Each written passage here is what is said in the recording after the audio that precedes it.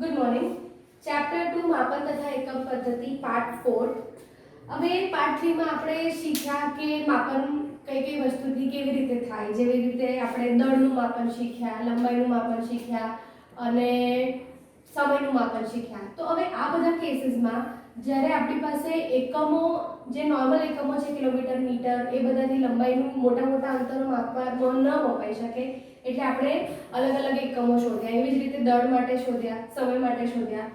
હવે માપન માટે એકમો તો આપણને ખ્યાલ આવી ગયો કે કેવી રીતે યુઝ થાય છે અને કઈ જગ્યાએ કયો પ્રોપર એકમ યુઝ થાય છે, પણ હવે માપનની સચોટતા અને ચોકસાઈ શું છે એ સમજવાનું છે। એટલે કે કોઈ પણ વસ્તુની તમે મેઝરમેન્ટ કર્યું, કોઈ પણ વસ્તુનું તમે કેલ્ક્યુલેશન કર્યું, એક વસ્તુની લેન્થ માપી, બરાબર, તો એની અંદર ચોકસાઈ અને સચોટતા કેટલી છે એ જોવાની છે। જેવી રીતે ચોકસાઈની વ્યાખ્યા શું છે? કોઈ રાશિના માપનું મૂલ્ય તે રાશિના સાચા મૂલ્યની કેટલું નજીક છે તેને ચોકસાઈ કહે છે। સપોઝ આપણી પાસે કોઈ ડિજિટલ ક્લોક છે, તો એમાં અત્યારે 11:13 અને 3 સેકન્ડ થઈ છે, બરાબર। તો આ જે ઘડિયાળ છે એ આવર, મિનિટ અને સેકન્ડ ત્રણે માપે છે, એટલે આનું નાનામાં નાનું મૂલ્ય શું થયું? Second, right. તો એ જે સેકન્ડ એનું નાનામાં નાનું મૂલ્ય છે એ સેકન્ડના લીધે આ માપ ચોક્કસ કહેવાય અને આ માપને સચોટ પણ કહેવાય। કેવી રીતે સમજીએ કે સપોઝ આના બદલે કોઈ બીજી ઘડિયાળ છે કે જે ખાલી 11:13 બતાવે છે, તો આ જે માપ છે એ આ માપ કરતા, એટલે આ જે 2 નંબરનું માપ છે, સપોઝ આ નંબર આપી દઈએ ઈઝી રહે એટલે કે આ 1 નંબરનું માપ છે, આ 2 નંબરનું માપ છે, તો 2 નંબરનું માપ એ 1 નંબરના માપ કરતા ઓછું સચોટ છે। કેમ? કેમ કે આમાં નાનામાં નાનું આપણે મિનિટ માપી શકીએ છીએ, અહીંયા નાનામાં નાનું આપણે સેકન્ડ માપી શકીએ છીએ, એટલે આ માપ વધારે સચોટ છે। પણ સપોઝ આપણી પાસે જે ઓરિજિનલ ઘડિયાળ છે કે જે ઘડિયાળનું એક્ઝેક્ટ માપ છે એ 11:12:30 છે, તો આ માપ વધારે ચોક્કસ કહેવાય આના કરતા। કેમ? કેમ કે આ માપ જે છે એ ઘડિયાળના માપથી નજીક છે। એટલે કે ચોક્કસ મૂલ્ય એને કહેવાય, ચોકસાઈ એને કહેવાય કે તમારું જે મૂલ્ય છે એ સાચા જવાબની કેટલી નજીક છે, બરાબર। એટલે મારો જવાબ આવતો હોય 5.2 કે 5.23, એવો મારો જવાબ આવે છે 5.23, અને મારો જે સહપાઠી છે એ સહપાઠીનો જવાબ આવે, મારી જોડે જે ભણે છે એનો જવાબ આવ્યો છે 5.33, કોઈ એક બીજા વ્યક્તિનો જવાબ આવ્યો છે 5.43 અને સાચો જવાબ છે 5.32, તો સૌથી વધારે ચોક્કસ આ માપ કહેવાય, બરાબર। કે ચોકસાઈ એ વ્યક્તિ, બી વ્યક્તિ અને સી વ્યક્તિ હોય તો બી વ્યક્તિનો જવાબ જે છે એ સાચા જવાબથી એકદમ નજીક છે, તો એને ચોક્કસ કહેવાય।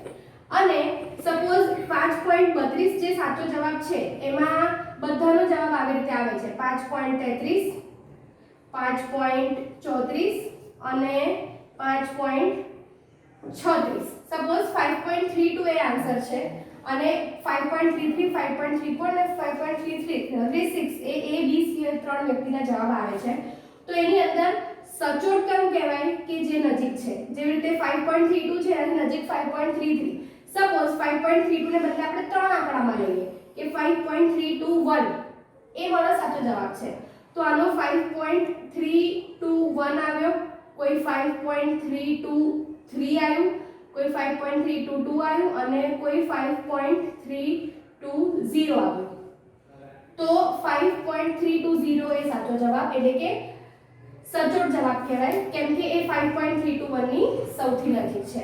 તો ચોકસાઈ અને સચોટતા ખ્યાલ આવી। હવે ચોકસાઈ અને સચોટતાની વાત કરીએ તો કોઈ પણ એકમ જે છે એ ચોક્કસ પણ હોવો જોઈએ અને સચોટ પણ હોવો જોઈએ, કારણ કે આપણે ભૌતિક વિજ્ઞાનમાં એવી બધી માપન પદ્ધતિઓ અને એવી બધી વસ્તુઓનું માપન કરવાનું હોય છે કે જેની અંદર આપણને જો ચોક્કસ અને સચોટ જવાબ મળે તો જ એ વસ્તુ કામની છે, અધરવાઇઝ બધી જ વસ્તુ ફરીથી કરવી પડે।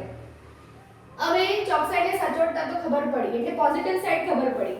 જ્યારે બી આપણે માપન કરીએ તો બે પોસિબિલિટીઝ છે, તમારી પાસે એકદમ ચોક્કસ અને સચોટ જવાબ આવે, ક્યાં તો એની અંદર કોઈ ખામી આવે, કોઈ ત્રુટિ આવે, બરાબર। તો એ ખામી જે છે, એ ત્રુટિ જે છે એ કેટલા પ્રકારની હોય છે, એ કેવી રીતે આવી શકે એ સમજવાનું છે। તો માપનમાં ઉદ્ભવતી ત્રુટિઓ, તમે જ્યારે પણ કોઈ પણ કેલ્ક્યુલેશન કરશો, કોઈ પણ મેઝરમેન્ટ લેશો ત્યારે એમાં પોસિબિલિટી છે કે એની અંદર જવાબમાં તમારી ત્રુટિ આવે. સપોઝ 5.32 આન્સર છે પણ મારો આન્સર 5.40 આવ્યો, તો એ 5.40 આગળ પાછળના કારણો સમજવા જરૂરી છે કે 5.32 છે તો 40 કેવી રીતે આવ્યો, બરાબર. તો એ કેટલા પ્રકારની ત્રુટિઓ હોય છે, કેવી રીતે એને કેલ્ક્યુલેટ કરાય એ શીખવાનું છે. તો માપનમાં ઉદ્ભવતી ત્રુટિઓ ટોટલ બે પ્રકારની હોય છે. પહેલી ત્રુટિ વ્યવસ્થિત ત્રુટિ એટલે કે સિસ્ટમેટિક એરર, અને અવ્યવસ્થિત ત્રુટિ એટલે કે રેન્ડમ એરર. કોઈ પણ સપોઝ તમારી પાસે કોઈ એક વસ્તુ છે જેનું માપન કરવાનું છે તમને, અને એનો તમને જવાબ આપેલો છે કે જવાબ 6 કિલોની વસ્તુ છે, બરાબર.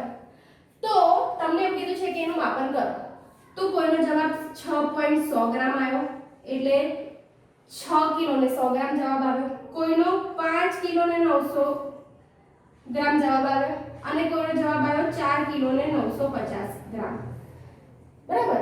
તો પણ સાચો જવાબ તો 6 કિલો છે. ત્રણ વ્યક્તિઓએ રીડિંગ લીધા તો ત્રણ વ્યક્તિનો જવાબ અલગ અલગ આવ્યો. કોઈનો જવાબ ઓછો આવ્યો, કોઈનો જવાબ વધારે આવ્યો, અને કોઈનો જવાબ બહુ જ ઓછો આવ્યો, બરાબર.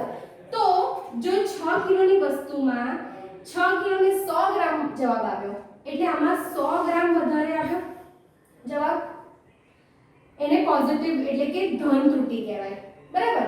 જ્યારે જવાબ વધારે આવે તો એ ધન ત્રુટિ કહેવાય, બરાબર. હવે એ જવાબને આપણે બાદબાકી કરવી પડે. 6 કિલો જવાબ માટે આમાંથી 100 ગ્રામ બાદ કરવા પડે.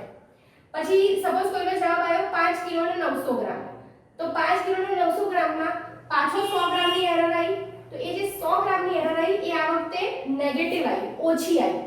એટલે 6 કિલો જવાબ માટે આપણે શું કરવું પડે? 100 ગ્રામ એડ કરવા પડે, એટલે એ નેગેટિવ ત્રુટિ થઈ, ઋણ ત્રુટિ.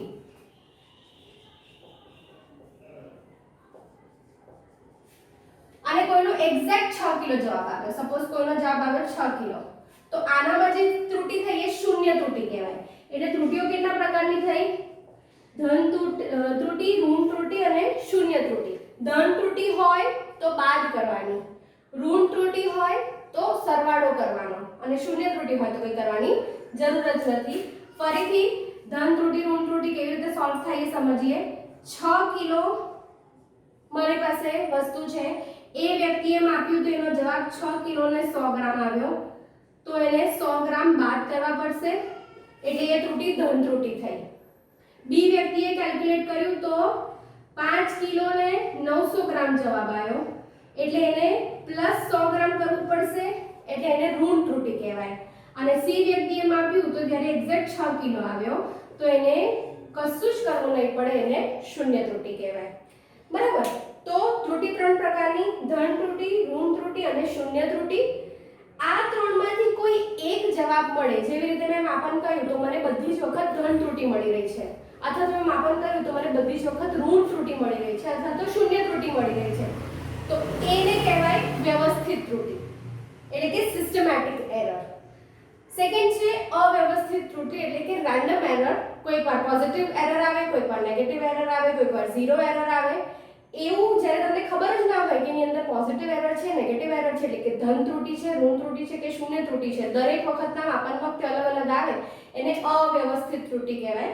અને જ્યારે દરેક વખતે માપન કરીએ તો એકવાર ધન આવે, કોઈકવાર ધન આવે, કાં તો દરેક વખતે ઋણ આવે, કાં તો શૂન્ય આવે, એને વ્યવસ્થિત ત્રુટિ કહેવાય. તો વ્યવસ્થિત અને અવ્યવસ્થિત ત્રુટિના બાયફર્કેશનમાં સૌથી પહેલું વ્યવસ્થિત ત્રુટિ. વ્યવસ્થિત ત્રુટિના ત્રણ પ્રકાર છે, એ ત્રણ પ્રકારે એ આવી શકે છે. પહેલું છે સાધનની ત્રુટિ. સપોઝ તમારી પાસે કોઈ સ્કેલ છે, તમને એનાથી એવું કીધું છે કે 5 સેન્ટીમીટર માપો. હવે સ્કેલનો 1 સેન્ટીમીટર સુધીનો કાપો જ અગર તૂટેલો છે તો એ ત્રુટિ કઈ થઈ? સાધનની પોતાની ત્રુટિ થઈ. એટલે તમને જો કેલ્ક્યુલેશનમાં જો આન્સર ખોટો આવ્યો તો એ શું થયું? એ સાધનની પોતાની ત્રુટિને લીધે આવ્યો છે, તો એને સાધનની ત્રુટિ કહેવાય. સેકન્ડ, પ્રયોગ પદ્ધતિની ખામીના કારણે ત્રુટિ. હવે પ્રયોગ પદ્ધતિની ખામીના કારણે એટલે કે સપોઝ તમારી પાસે એક બીકર છે, આવી રીતે બીકર તમે સામે મૂક્યું છે, બીકરની અંદર પાણી ભર્યું છે, તમને એવું કીધું છે કે બીકરની અંદર પાણી કેટલા લેવલ સુધી છે એ જોવાનું છે તમારે. તો પાણી તમે સીધા લેવલથી જોશો તો તમને પરફેક્ટ દેખાશે. તમે નીચેથી સપોઝ આ લેવલથી તમે પાણી જોયું તો તમને પાણીનો કાપો ઉપર દેખાશે, અને ઉપરથી જોશો તો પાણીનો કાપો નીચે દેખાશે.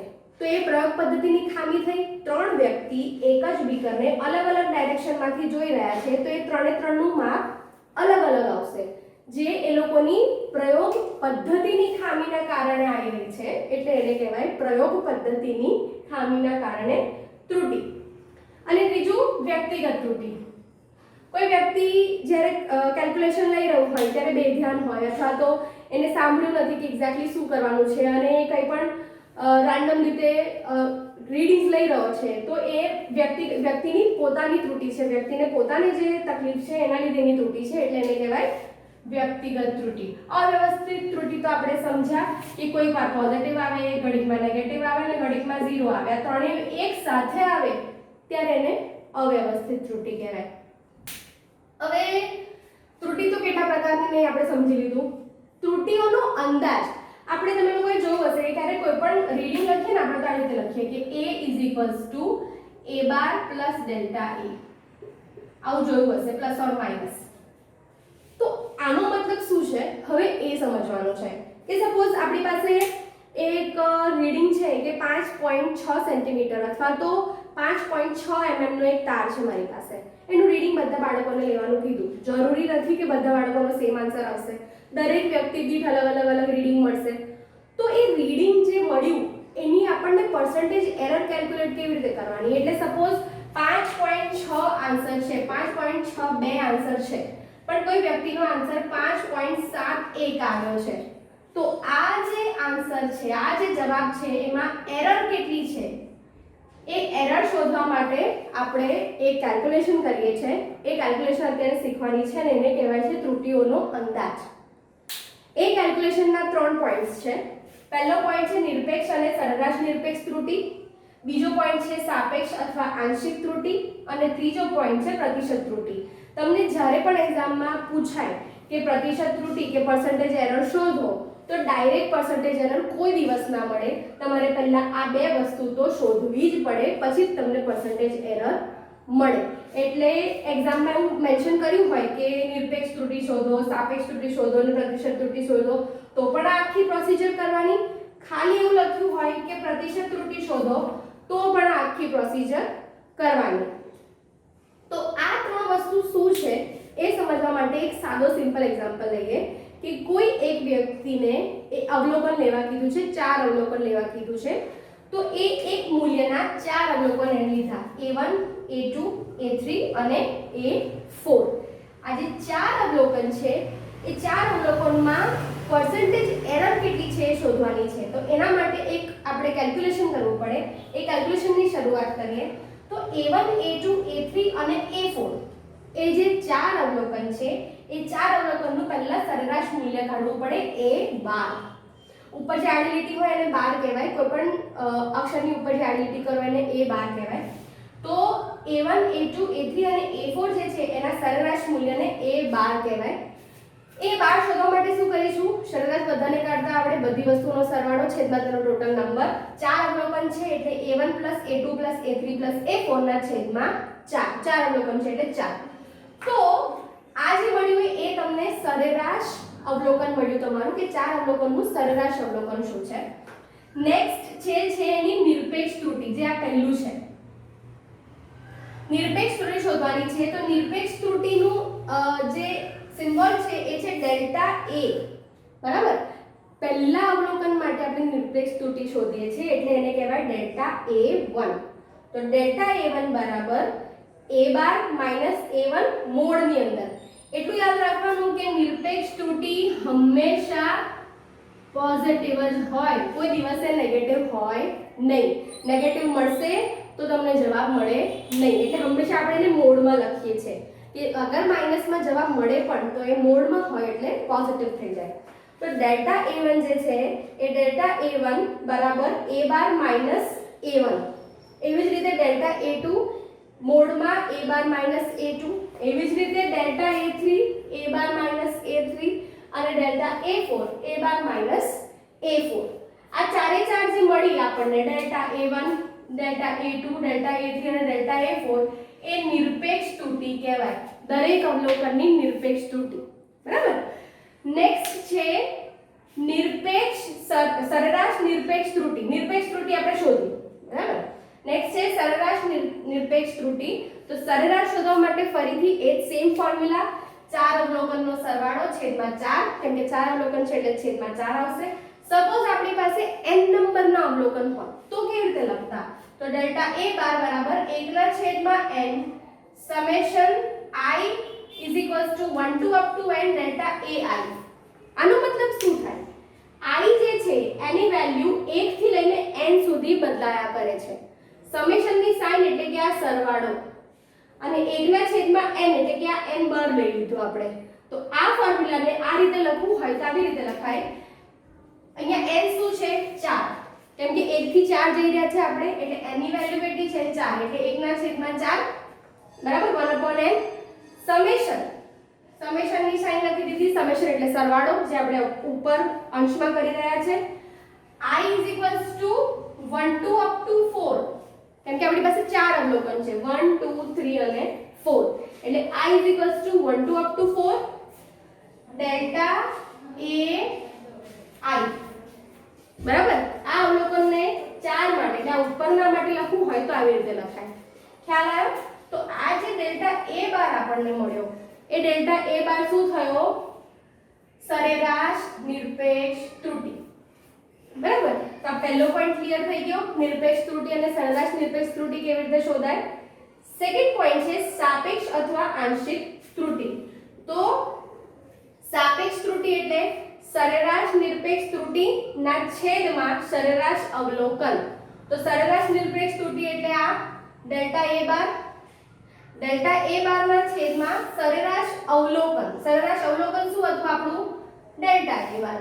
બરાબર. તો ડેલ્ટા a બાર ના છેદમાં ડેલ્ટા a બાર ના છેદમાં a બાર એ આપણને સાપેક્ષ ત્રુટિ આપશે. નેક્સ્ટ છે પ્રતિશત ત્રુટિ. પ્રતિશત ત્રુટિ એટલે કે સાપેક્ષ ત્રુટિ જે આપણને મળી, જે સાપેક્ષ ત્રુટિ આપણને મળી એ સાપેક્ષ ત્રુટિને ગુણ્યા 100% કરીએ તો એ આપણને સરેરાશ નિરપેક્ષ ત્રુટિ આપે.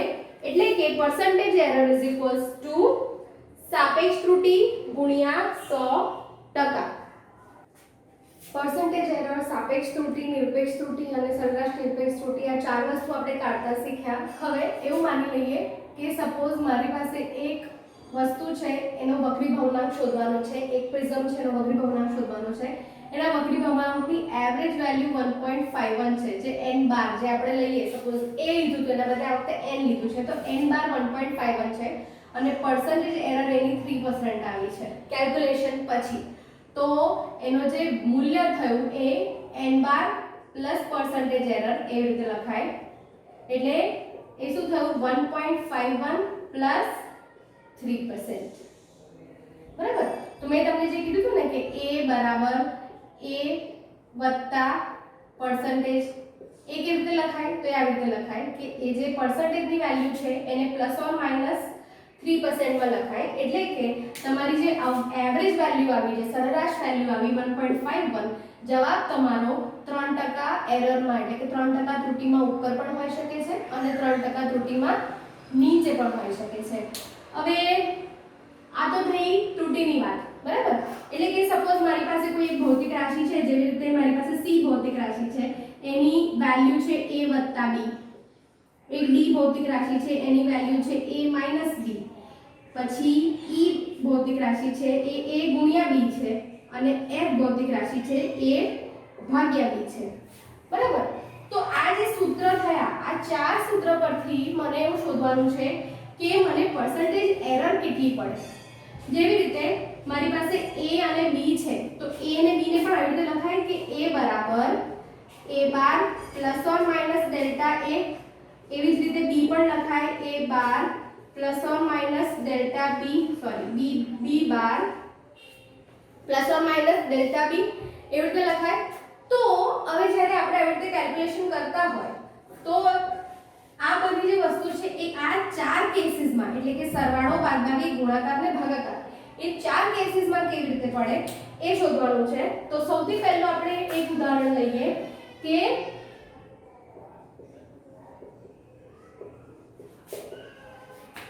સરવાળા માટે ત્રુટિ એટલે કે સપોઝ મારી પાસે a પ્લસ b છે તો મારી a ની વેલ્યુ શું છે a bar plus or minus delta a વત્તા b ની વેલ્યુ શું છે b bar plus or minus delta b બરાબર। તો અગર સપોઝ મારી પાસે જે c છે એ c ની વેલ્યુ a વત્તા b જેટલી છે તો એને a પ્લસ b ને કેવી રીતે લખાય a bar plus or minus delta a plus b bar is equals to plus or minus b bar plus or minus delta b આ બે વેલ્યુ પરથી આપણે લીધું છે। તો c બરાબર a પ્લસ b બરાબર હવે હું શું કરીશ બ્રેકેટ ખોલી નાખીશ તો મેં બ્રેકેટ ખોલી નાખ્યું તો બ્રેકેટ ખોલ્યા પછી મને આવું કંઈક મળે b bar plus or minus delta b bracket ખોલ્યા પછી મને આવું કંઈક મળશે। હું શું કરીશ a બાર અને b બાર ને સાથે લઈ લીધા મેં એટલે બચ્યું શું plus or minus delta a plus or minus delta b એટલે હું શું કરીશ a બાર પ્લસ b બાર જે છે એમાંથી પ્લસ ઓર માઈનસ ની સાઇન કોમન કાઢી લઈશ delta a plus delta b suppose a bar plus b બાર ને હું c બાર કરું અને a bar plus b bar delta a plus delta b ને હું ડેલ્ટા c કહું તો મારી c ની વેલ્યુ કેટલી થઈ c બાર પ્લસ ડેલ્ટા c એટલે કે અહીંયા આપણે આના બરાબર c બાર લઈ લઈએ અને આના બરાબર ડેલ્ટા c લઈએ ઓકે। તો આ જે મને વેલ્યુ મળી c c bar plus or minus delta c A value તમને બતાવે છે શું કે કોઈ પણ બે અવલોકનોનો અથવા તો કે કોઈ પણ બે ભૌતિક રાશિનો સરવાળો કરીએ તો બે ભૌતિક રાશિના સરવાળામાં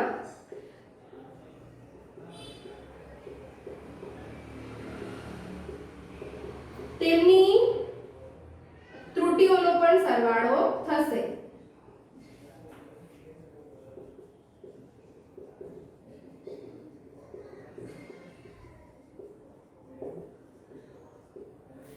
રાઈટ તો અહીંયા શું પ્રૂફ થયું કે ડેલ્ટા c બારની વેલ્યુ જે મળી એ મળી મને delta a bar plus delta b બાર એટલે કોઈ પણ બે ભૌતિક રાશિનો આપણે સરવાળો કરીએ ત્યારે તેમની ત્રુટિઓનો પણ સરવાળો થશે। તો સરવાળા માટેની તો વાત થઈ ગઈ। હવે નેક્સ્ટ આપણે વાત કરીએ બાદબાકીની તો બાદબાકી માટે ત્રુટિ તો બાદબાકી માટે ત્રુટિની વાત કરીએ તો સેમ આપણે આ ઇક્વેશન લઈએ હવે d a b b બરાબર a b આપણે a ની વેલ્યુ ખબર છે a ની વેલ્યુ કેટલી છે a plus or minus delta a minus b plus or minus delta b a બાર લઈ લઈએ એવરેજ વેલ્યુ એટલે a bar plus or minus delta a minus b bar plus or minus delta b bracket open કરીએ તો શું થશે a bar plus or minus delta a minus b બાર હવે અહીંયા થોડું ટ્રિકી છે માઈનસ ને તમે પ્લસ ઓર માઈનસ સાથે મલ્ટીપ્લાય કરશો તો minus plus minus minus minus plus એટલે માઈનસ પ્લસ થઈ જશે પ્લસ ઓર માઈનસ ને બદલે માઈનસ ઓર પ્લસ થઈ જશે that will be delta b બરાબર બ્રેકેટ ઓપન કર્યું હવે મેં શું કર્યું જે રીતે અહીંયા a અને b ને સેપરેટ કર્યા હતા એ રીતે a b સેપરેટ કરીએ અને delta a delta b separate કરીએ તો આ શું થશે a bar minus b bar plus or minus શું થયું ડેલ્ટા a બાર હવે આની અંદરથી પ્લસ ઓર માઈનસ મેં છૂટું પાડ્યું તો શું થયું હવે પ્લસ ઓર માઈનસ છૂટું પાડશું એના બદલે આપણે અહીંયા જે છે કે માઈનસ ઓર પ્લસ એ છૂટું પાડીએ તો આપણી પાસે રહ્યું માઈનસ અને પ્લસ આપણે બહાર છૂટું પાડી દીધું તો અંદર શું બચશે માઈનસ ઓર પ્લસ b બાર ખ્યાલ આવ્યો બીજી રીતે પણ કરી શકાય કે સપોઝ આ જે ઇક્વેશન છે એને મારે આવી રીતે નથી લખવું તો એને એવી રીતે લખી શકાય કે પહેલા બે ને જોડે લખી લો a બાર માઈનસ b બાર ને b ને અહીંયા લઈ આયા plus or minus delta a minus or plus delta b પહેલા આવી રીતે લખી લો એટલે ઈઝી રહેશે a bar minus b bar common લઈ લીધું બ્રેકેટની અંદર આની અંદરથી પ્લસ ઓર માઈનસ કોમન કાઢ્યો તો પ્લસ ઓર માઈનસ કોમન કાઢ્યા પછી શું બચશે ડેલ્ટા a અથવા તો ખાલી પ્લસ કોમન કાઢી લો કન્ફ્યુઝન ક્રિએટ થતું હોય તો ખાલી પ્લસ કોમન કાઢી લો તો પ્લસ કોમન કાઢીશું તો શું થશે plus delta a minus or plus delta b right તો એનો મતલબ શું થયો કે જે આપણને d ની વેલ્યુ મળી અહીંયા આપણે d લીધું હતું તો જે d ની વેલ્યુ મળી એ મળી d bar plus or minus delta d bar delta d okay તો આ જે વેલ્યુ મળી d bar plus or minus delta d એનો મતલબ કે ફરીથી અહીંયા આપણે એ જ વસ્તુ પ્રૂવ થઈ કે ડેલ્ટા c જે છે એ ડેલ્ટા a ડેલ્ટા b છે એવી જ રીતે ડેલ્ટા d ની વેલ્યુ જે છે એ પણ delta a minus or plus delta b છે ધેટ મીન્સ કે આ કેસમાં પણ અહીંયા શું થઈ રહ્યું છે સરવાળો એટલે જેવી રીતે આપણે અહીંયા લખ્યું હતું કે ભૌતિક રાશિના સરવાળામાં તેમની ત્રુટીઓનો પણ સરવાળો થાય છે એવી જ રીતે સેમ બે ભૌતિક રાશિની અગર આપણે બાદબાકી લઈએ તો બાદબાકીમાં પણ તેમની ત્રુટીનો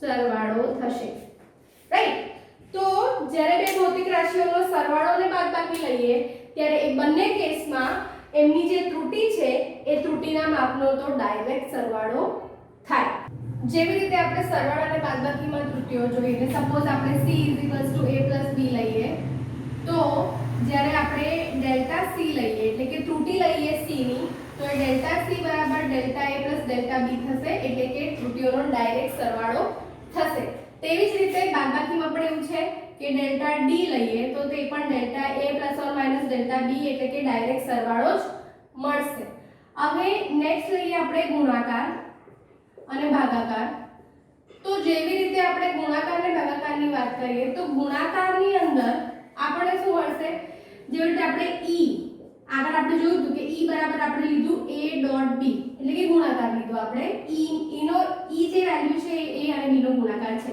તો આપણને ખબર છે a બરાબર શું છે a bar plus or minus delta a અને b બરાબર છે b bar plus or minus delta b એવી જ રીતે e ની વેલ્યુ પણ આવી જ મળશે e bar plus or minus delta e તો આ ત્રણેય વેલ્યુ આ 1 આ 2 અને આ 3 આની અંદર સબસ્ટિટ્યુટ કરીએ તો આપણને શું મળશે e bar plus or minus delta e બરાબર a bar plus or minus delta a dot b bar plus or minus delta b બરાબર ગુણાકાર કરીશું એટલે પહેલા આનો આની સાથે પછી આનો આની સાથે એવી જ રીતે આ અને આવી રીતે ગુણાકાર થશે એટલે પહેલા a bar b bar dot b bar plus or minus a bar dot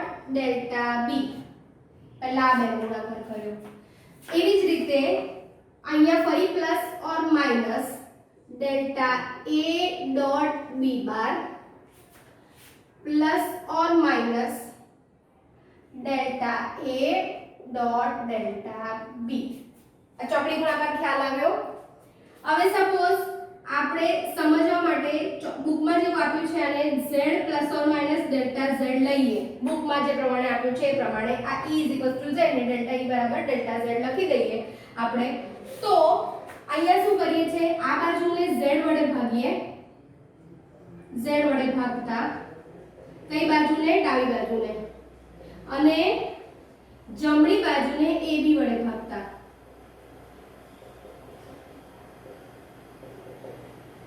જમણી બાજુ તો શું મળશે z plus delta z bar plus delta z bar divided by z bar is equal to a bar dot b bar a bar b bar dot લઈ લઈએ a bar dot b bar plus or minus a bar dot delta b plus or minus delta a dot b bar plus or minus delta A dot delta B divided by A bar dot B bar. Okay, तो હવે જ્યારે આપણે લઈએ a bar dot b બાર લીધું તો આ બેનો ભાગાકાર તો 1 થઈ જશે, એટલે a bar dot b bar છેદમાં a bar dot b bar plus શું છે plus or minus a bar dot delta b છેદમાં a bar b bar plus or minus delta A dot B bar बराबर छेदमा A bar B bar plus or minus delta A dot delta B divided by A bar dot B bar. આવું એક થશે, જમણી બાજુ છૂટું પાડીએ તો એવી જ રીતે ડાબી બાજુ છૂટું પાડીએ તો શું મળશે z bar dot delta z divided by z bar, sorry plus છે। ઓકે, तो आने डिवाइड करिए z bar divided by z bar is equals to 1 बराबर 1 plus delta z divided by z bar okay is equals to a bar dot b bar छेदમાં a bar dot b bar એ 1 થઈ જશે। Okay, આ cut થશે આમ, એવી જ રીતે આ a બાર ને આ a બાર કટ થશે એટલે આપણને શું મળશે plus or minus delta b ના છેદમાં b બાર। ઓકે, એવી જ રીતે પ્લસ ઓર માઈનસ અહીંયા b બાર કેન્સલ થશે એટલે આપણને શું મળશે ડેલ્ટા a ના છેદમાં a। એવી જ રીતે plus or minus delta a upon a bar dot delta b upon b bar, right. એટલે ફાઇનલી આ બધું કટ થયા પછી આપણને શું મળ્યું delta z upon z bar બરાબર delta b upon b bar plus or minus delta a upon a bar plus or minus delta a upon a bar dot delta b upon b bar. હવે delta a upon a bar ને delta b upon b bar એ ત્રુટીઓ છે કે જેનો ભાગાકાર આપણે સરેરાશ સંખ્યા જોડે કર્યો છે, એટલે આ વેલ્યુ છે એ નિયરલી 0 હશે, એની વેલ્યુ બહુ જ નાની હશે એટલે એને આપણે અવગણી શકીએ છીએ। તો આપણે એને અવગણી નાખીએ તો આપણને ફાઇનલ વેલ્યુ શું મળશે delta z upon z bar is equals to delta a upon a bar plus or minus delta b upon b bar. Okay, तो એવું માની લીધું આપણે કે જ્યારે ગુણાકાર અને ભાગાકાર કરીએ છીએ ત્યારે પણ ત્રુટીઓનો સરવાળો જ થાય છે। તો એનો મતલબ કે આપણે બે ભૌતિક રાશિનો સરવાળો કરીએ, બે ભૌતિક રાશિની બાદબાકી કરીએ, બે ભૌતિક રાશિનો ગુણાકાર કરીએ કે બે ભૌતિક રાશિનો ભાગાકાર કરીએ, તેમની જે નિરપેક્ષ ત્રુટી છે એ નિરપેક્ષ ત્રુટીનો હંમેશા સરવાળો જ થશે।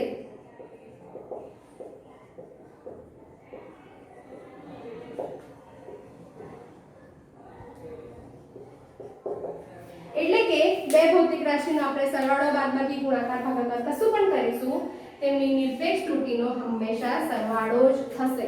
એટલે કે આપણે જ્યારે a b લઈએ, a b લઈશું, a ગુણાકાર b લઈશું કે a ભાગાકાર b લઈશું, આ ચારે ચાર કેસમાં તેમની જે ત્રુટી છે delta a dot delta b આ ડેલ્ટા a અને ડેલ્ટા b એ જે આ બેની ત્રુટી છે એમનો હંમેશા સરવાળો જ થશે। ઓકે, તો આ લેક્ચરમાં આપણે શું શું ભણ્યા કે આપણે ત્રુટીઓ કયા કયા પ્રકારની હોય છે, વ્યવસ્થિત અવ્યવસ્થિત, કેટલા વ્યવસ્થિત ત્રુટી કેટલા પ્રકારની હોય છે, 3 પ્રકારની, વ્યક્તિગત ખામીને લીધે, ઇન્સ્ટ્રુમેન્ટની ખામીને લીધે અથવા તો પ્રયોગ પદ્ધતિની ખામીને લીધે। અવ્યવસ્થિત ત્રુટી એટલે રેન્ડમ એરર કે જે પ્લસ માઈનસ કે 0 ગમે ત્યારે ગમે તે બતાવી શકે। એના પછી ત્રુટીનો આપણે સંયોજન શીખ્યા એટલે કે ત્રુટીઓ જે હોય એમાં પર્સન્ટેજ એરર કેવી રીતે શોધાય, પર્સન્ટેજ એરર કેવી રીતે શોધાય અને લખાય કેવી રીતે શીખ્યા। અને એના પછી અગર આપણે બે ભૌતિક રાશિનો સરવાળો બાદબાકી ગુણાકાર કે ભાગાકાર કરીએ તો એમની ત્રુટીઓનું શું થાય છે એ આપણે શીખ્યા, બરાબર। તો આ જે વિડિયો છે એ વિડિયો એટલે કે આ લેક્ચર જે છે એ લેક્ચરની અંદર આપણે બહુ ઇમ્પોર્ટન્ટ વસ્તુ શીખ્યા છે એ જરા એકવાર રિવાઇઝ કરી લેજો। અને જો તમને આ વિડિયો ગમ્યો હોય તો પ્લીઝ પ્લીઝ લાઈક, શેર અને સબસ્ક્રાઇબ કરજો. જ્યારે પણ તમને કોઈ પણ વસ્તુમાં કન્ફ્યુઝન હોય તો તમે ડેફિનેટલી એને કમેન્ટ બોક્સમાં નાખી શકો છો. હું ઓલવેઝ રિપ્લાય કરીશ. So please kindly give it a thumbs up, share and subscribe. Thank you.